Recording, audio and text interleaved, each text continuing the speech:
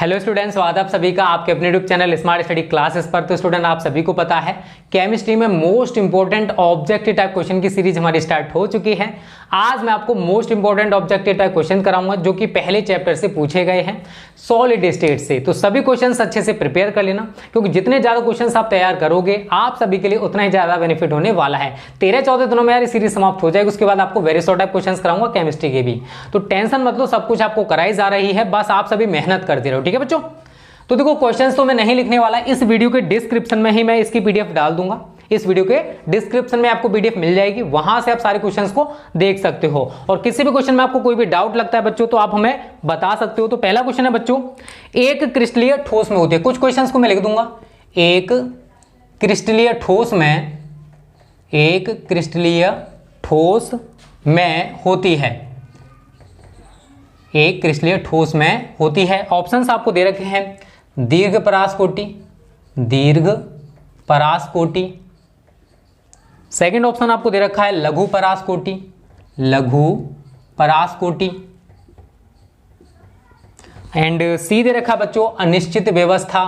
आपसे मैंने क्वेश्चन पूछा भी था, बहुत सारे बच्चों ने सही आंसर दिया था बट कुछ बच्चों ने गलत दिया था, ठीक है ना।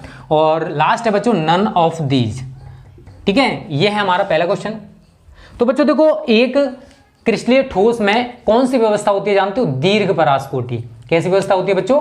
दीर्घ परासकोटि होती है। शायद सभी को मैंने बहुत अच्छे से बताया था जब मैंने आपको क्रिस्टलीय ठोसों के बारे में बताया था। और आपको नहीं पता है, थोड़ा सा रिवीजन कर लेना बच्चों, क्योंकि यहां पर अगर हम सारी चीजें डिस्कस करेंगे तो यार बहुत टाइम चला जाएगा। आपको कम टाइम में ज्यादा से ज्यादा प्रिपरेशन कराऊंगा, टेंशन मत लो, ठीक है। तो एक क्रिस्टलीय ठोस में बच्चों कैसी व्यवस्था होती है? दीर्घ परासकोटि होती है। दूसरा क्वेश्चन है बच्चों, प्लास्टिक है, प्लास्टिक है। ये भी अच्छा क्वेश्चन है बच्चों, पूछा जा सकता है। ऑप्शन है आपके बच्चों आयनिक ठोस, यहां पर हमको बताना है कि प्लास्टिक क्या है, आयनिक ठोस। ये भी क्वेश्चन मैंने आपसे पूछा था। बी है बच्चों आपका धात्विक ठोस, धात्विक ठोस। सी है बच्चों आपका अक्रिस्टलीय ठोस, अक्रिस्टलीय ठोस। एंड बच्चों आपका डी है आणविक ठोस। कौन सा? आणविक ठोस। तो बच्चों आप सभी को यार याद रखना है, जो हमारी प्लास्टिक है वो बच्चों एक अक्रिस्टलीय ठोस है। क्या है बच्चों? जो प्लास्टिक है वो एक अक्रिस्टलीय ठोस है। तो दूसरे क्वेश्चन का हमारा सी ऑप्शन बच्चों एकदम सही हो जाएगा, अक्रिस्टलीय ठोस। तीसरा क्वेश्चन है बच्चों, ये भी इंपॉर्टेंट है, ग्रेफाइट से रिलेटेड। ग्रेफाइट है, ग्रेफाइट है। ऑप्शन है बच्चों आपके आयनिक ठोस, आयनिक ठोस। बी ऑप्शन है बच्चों आपका धात्विक ठोस, धात्विक ठोस। सी है बच्चों आपका सह संयोजक ठोस, सह संयोजक ठोस। एंड डी है बच्चों आपका आणविक ठोस, ठीक है ना, आणविक ठोस। तो याद रखना यार, सभी को शायद इसका आंसर पता होगा। जो ग्रेफाइट है बच्चों आपका, ग्रेफाइट एक सह संयोजक ठोस है। ग्रेफाइट बच्चों क्या है? एक सह संयोजक ठोस है। हमको ज्यादा डिटेल में जाने की जरूरत नहीं है बच्चों। अगर आपको डिटेल में जाना है तो आप चैप्टर पढ़ लेना। ये इंपॉर्टेंट क्वेश्चंस बता रहा हूं, जैसे मैं बता रहा हूं वैसे आप तैयारी करते रहो, टेंशन ना लो, बहुत अच्छे से तैयारी हो जाएगी। चौथा है बच्चों, किस प्रकार के ठोस विद्युत चालक, आघात वर्धनीय और तन्य होते हैं? ऑप्शंस आपको दे रखे हैं आणविक, आयनिक, धात्विक, सह संयोजक। क्या पूछा इसने? किस प्रकार के ठोस विद्युत चालक होते हैं, आघात वर्धनीय होते हैं और तन्य होते हैं? तो याद रखना बच्चों, इसका राइट आंसर है आपका सी ऑप्शन धात्विक। जो धात्विक चालक है बच्चों वो आघात वर्धनीय होते हैं, विद्युत के चालक होते हैं और तन्य भी होते हैं। लोहे की बात करें, लोहा हमारा एक धात्विक चालक है, ठीक है ना। तो जितने भी धात्विक चालक होते हैं वो हमारे आघात वर्धनीय, तन्य और विद्युत के चालक होते हैं। पांचवा क्वेश्चन है बच्चों आपका, मैं लिख दे रहा हूं, चलो यहां पर घनीय निकाय का उदाहरण है। जो छोटे हुआ करेंगे उनको लिख सकता हूं, ठीक है ना। घनीय निकाय का उदाहरण है, घनीय निकाय का उदाहरण है। ऑप्शन है बच्चों आपके पास तांबा, श्वेत टिन, श्वेत टिन। सी है बच्चों आपका ग्रेफाइट, ग्रेफाइट। एंड डी है बच्चों आपका कैल्साइट, कैल्साइट। तो बच्चों आपको सभी को याद रखना है, जो घनीय निकाय का उदाहरण है इन सभी में से बच्चों वो है आपका तांबा। तांबा इज अ राइट आंसर। जो तांबा है बच्चों वो घनीय निकाय का उदाहरण है। पांचवा क्वेश्चन भी हमारा बच्चों कंप्लीट हो चुका है। छठा क्वेश्चन है, चलो हम यहां पर देख लेते हैं, स्पेस हमारे यहां पर भी है। छठा क्वेश्चन है बच्चों, जो विषम लंबाक्ष निकाय होते हैं, विषम लंबाक्ष निकाय में त्रिविम जालकों की संख्या हमको बतानी है। त्रिविम जालकों की संख्या, क्रिस्टल जालकों की संख्या बच्चों कितनी होती है? तो विषम लंबाक्ष निकाय में बच्चों जो त्रिविम जालकों की संख्या है बच्चों वो 4 होती है। तो पहला ऑप्शन हमारा एकदम सही होगा। बी हमारा दे रखा था यहाँ पर 3 एंड सी दे रखा था बच्चों आपको 2 एंड डी दे रखा था हमको 1। ठीक है, तो हमारा 4 एकदम राइट आंसर है। जो विषम लंबाक्ष निकाय हैं उनमें त्रिविम जालकों की या क्रिस्टल जालकों की जो संख्या है बच्चों वो 4 होती है। 7वां क्वेश्चन है, चलो मैं यहां लिख दे रहा हूं उसको, सोडियम क्लोराइड क्रिस्टल की संरचना है। शायद सभी को इसका आंसर पता होगा, जिन बच्चों को पता है कमेंट करके बता देना, ये आपके लिए होमवर्क है।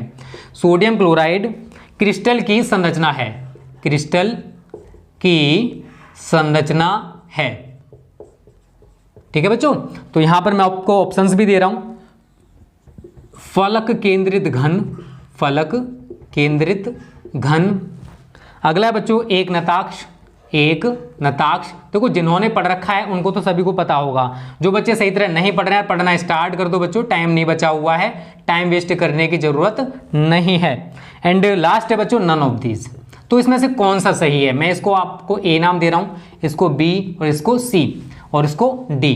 तो हमको बताना है कि सोडियम क्लोराइड जो होता है उसके क्रिस्टल की जो संरचना है वो फलक केंद्रित घन होती है या एक नताक्ष होती है या विषम लंबाक्ष या फिर नन ऑफ दीज। और ये सारी चीजें क्या होती हैं वो डिटेल में बता चुका हूं, टेंशन मत लो।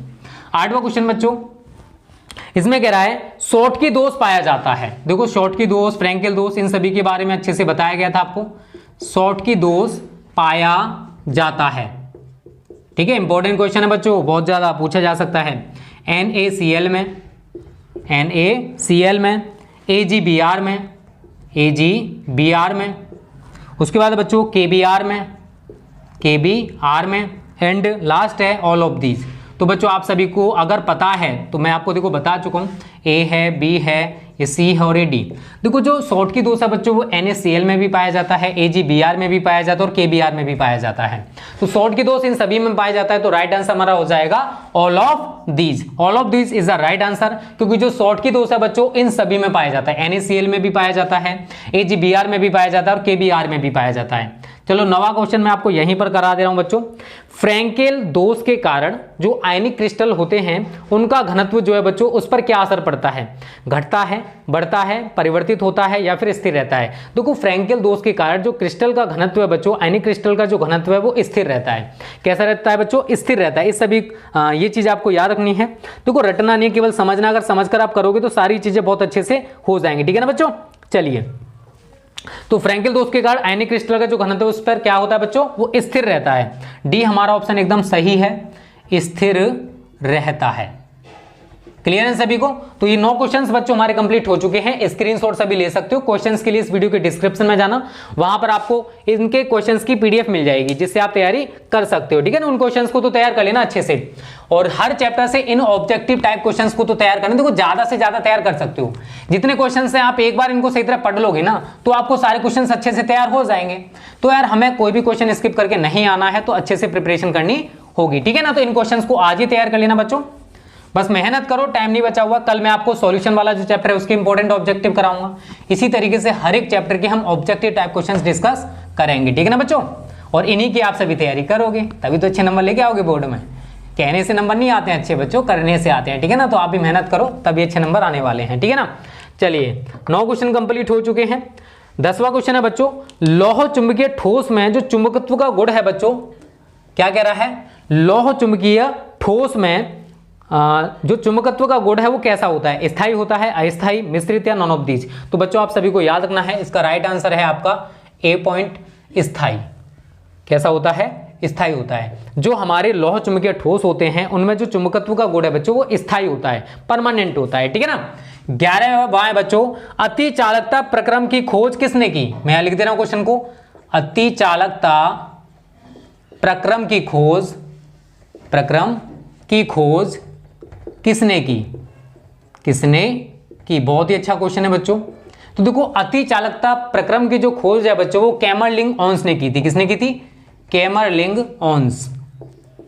कैमरलिंग ओन्स ने अति चालकता प्रक्रम की खोज की थी। और यहां पर हमारा बच्चों डी ऑप्शन एकदम सही है। अति चालकता प्रक्रम की खोज का श्रेय किसको जाता है बच्चों? कैमरलिंग ऑन्स को जाता है, ठीक है ना। चलिए 12वां क्वेश्चन है बच्चों, मैच बॉक्स की ज्यामिति होती है, जो मैच बॉक्स है उसकी ज्यामिति कैसी होती है जानते हो? मैच बॉक्स की ज्यामिति होती है बच्चों विषम लंबाक्ष, विषम लंबाक्ष। और इनमें देखो सारी चीजें मैं आपको बता चुका हूं बच्चों। अगर विषम लंबाक्ष की बात करें तो a is not equal b is not equal c। ये जो अक्षीय लंबाइयां होती हैं इनमें कोई भी एक दूसरे के समान नहीं होती है। और जो अक्षीय कोण होते हैं ये बच्चों सभी के सभी 90 डिग्री के होते हैं। ये होता है हमारा विषम लंबाक्ष, ठीक है ना। यही हमारी जो मैच बॉक्स है उसकी ज्योमेट्री होती है, ज्यामिति होती है। 12वां क्लियर है। 13 क्वेश्चन बच्चों इंपॉर्टेंट है, अच्छे से तैयार कर लेना इसको। किसी क्रिस्टल में ब्रावेज जालकों की कुल संख्या, मैंने आपको बताया था ब्रावेज जालकों की जो कुल संख्या बच्चों वो 14 होती है। कितनी होती है? 14 होती है। बहुत ही अच्छा क्वेश्चन है, पूछा जा सकता है। किसी भी क्रिस्टल में ब्रावेज जालकों की जो कुल संख्या बच्चों वो 14 हो सकती है, ठीक है ना। चलो 14 क्वेश्चन बच्चों क्या कह रहा है, सही तरह समझना। एफसीसी संरचना है, एफसीसी संरचना है बच्चों। तो एफसीसी संरचना में प्रत्येक कण के चारों ओर जो निकटतम कण हैं उनकी संख्या कितनी होती है? तो एफसीसी संरचना में जो कण है, प्रत्येक कण है उसके चारों निकटतम कणों की संख्या बच्चों आपकी 12 होती है। बी ऑप्शन हमारा एकदम सही है, 12। अच्छे से तैयार कर लेना, इस क्वेश्चन को पूछा जा सकता है। सोडियम क्लोराइड में Na+ आयन की जो समन्वय संख्या है, Na+ आयन की समन्वय संख्या जानते हो कितनी होती है? 15 का बच्चों ए पॉइंट एकदम सही है, 6। जो सोडियम क्लोराइड क्रिस्टल है उसमें अगर हम Na+ आयन की समन्वय संख्या की बात करेंगे बच्चों तो वो 6 होती है। 16 है बच्चों, परम शून्य ताप पर जो आदर्श क्रिस्टल ठोस की एंट्रोपी है वो कितनी होती है? परम शून्य ताप पर आदर्श क्रिस्टल की जो एंट्रोपी है वो 0 होती है। तो ए ऑप्शन बच्चों हमारा एकदम सही है, 0। कितनी होती है? 0 होती है। अगला है 17वां, निम्नलिखित में से किस में शॉर्टकी दोष पाया जाता है? शॉर्टकी दोष के बारे में इसने बोला है हमसे। किसके बारे में बोला है बच्चों? शॉर्टकी दोष के बारे में बोला है। इन 20 क्वेश्चंस को आज ही तैयार कर लेना। और ऑप्शंस आपको बच्चों दे रखे हैं इसने CSCl में। इसका आंसर मुझे आप सभी बताओगे कमेंट करके। ZnS में, A व B दोनों में, A व B दोनों में। मुझे भी तो पता पड़ना चाहिए ना कि आप कितनी तैयारी करके बैठे हो अब तक। पहले चैप्टर के तो ऑब्जेक्टिव शायद सभी को पता होंगे, A B C D। तो कौन सा सही है? इन सभी क्रिस्टलों में से किस में शॉर्टकी दोष पाया जाता है? ये हमारा क्वेश्चन है आप सभी से। इसका जो भी आंसर हो आप लिखोगे। 17 का A B C जो भी सही है मुझे आप कमेंट करके जरूर बताना। 18 क्वेश्चन है बच्चों, F जो सेंटर्स होते हैं, F जो केंद्र होते हैं, F केंद्रों की जो उपस्थिति है, F केंद्रों की उपस्थिति क्रिस्टल को क्या बना देती है? F केंद्रों की उपस्थिति के कारण जो क्रिस्टल्स हैं बच्चों वो रंगीन हो जाते हैं। तो डी ऑप्शन हमारा एकदम सही है, रंगीन। F केंद्रों की उपस्थिति के कारण क्रिस्टल कैसे हो जाते हैं बच्चे लोग? रंगीन हो जाते हैं। इसको भी आप तैयार कर लेना। 19 है बच्चों आपका, ZnO के क्रिस्टल जालक को अगर हम गर्म करें, ZnO का हमारा कोई क्रिस्टल जालक है, अगर हम इसको गर्म करते हैं तो गर्म करने पर किस प्रकार का दोष उत्पन्न होता है? ZnO के क्रिस्टल को अगर हम गर्म करेंगे तो बच्चों आप सभी को याद रखना है अंतराकाशी दोष उत्पन्न हो जाता है। देखो ये प्रैक्टिकल वाली चीजें बच्चों, आपको प्रैक्टिकल कराया जाएगा तभी आपको पता चलेगा कि कौन सा दोष उत्पन्न हो रहा है। तो ZnO को जब भी गर्म किया जाएगा इसके क्रिस्टल को तो अंतराकाशी दोष उत्पन्न हो जाता है। एंड लास्ट क्वेश्चन आप सभी के लिए होमवर्क है, यह है बच्चों, F केंद्रों की उपस्थिति के कारण यौगिक होता है। F केंद्रों की उपस्थिति के कारण यौगिक होता है, यौगिक होता है।